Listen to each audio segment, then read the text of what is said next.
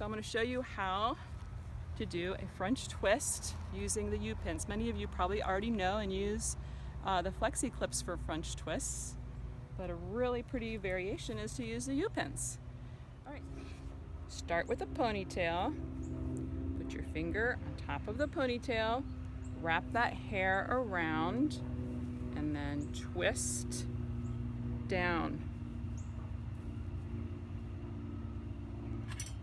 Take your U-pin, so it's bending the opposite side of your head.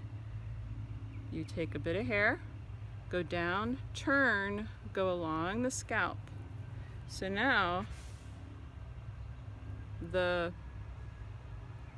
bend is going along with the shape of the head after you turned it. So you start this way, and then you go a little farther down, you go up, turn, go along the scalp, and push it in. So now it's going right along the hair, and you have a very elegant French twist that is perfect for a special night out, but yet